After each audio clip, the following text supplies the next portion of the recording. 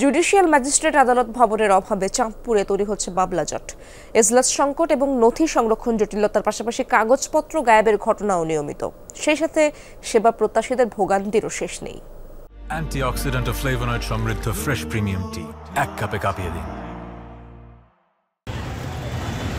চাঁদপুর জেলা ও দায়রা জজ আদালত ভবনের বারান্দা অথবা বাহিরের মাঠ সবখানেই বিচার প্রার্থীদের ভিড়।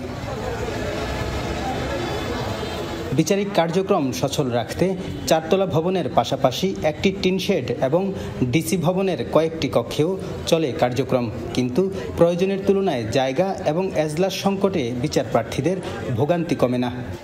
এই দিকে আডি উডি আর কি বমুকতিয়া কতনে ডাক পরে কতনে কি আরে এই ডানে এই খেলি তো তাই হজানি তাই দূরত্ব বজায় রেখে আলাদা আলাদা কোটাকারে যদি করতো তাহলে মানুষের হাজিরার ক্ষেত্রে মানুষের ভোগান্তিটা কমে আসতো। কি করবো এই যে কোর্টে ঠেলা ঠেলি ভাড়াভাড়ি হেন খারিয়াতন যায় তো এন খারিয়াতন, কিন্তু বসার জায়গা থাকলেও তো ভালো হইতো।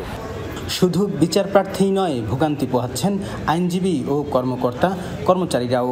আমাদের বিচারপত্রে জনগণ যারা আসে তারা রৌদ্র বৃষ্টিতে ভিজতে হয়, আমরা আইনজীবী বন্ধুরা আমরা করিডোর দিয়ে যেতে হয়, একই করিডোর দিয়ে বিচারক যেতে হয়। তো এই ক্ষেত্রে বিচারকের ইনসিকিউর থাকে। একই আর্কিটেক্টে সারা বাংলাদেশে জুডিশিয়াল ভবন 10 তলা, কিন্তু আমরা বঞ্চিত কেন? আমরা চাঁদপুরের এই 40 লক্ষ বিচারপতি জনগণ আমরা বঞ্চিত।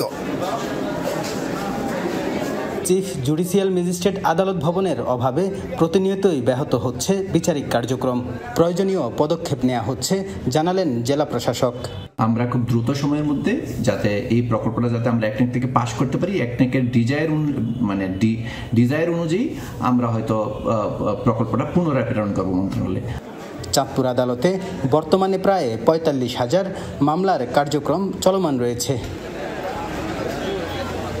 কাদের পলাশ, যমুনা নিউজ, চাঁদপুর।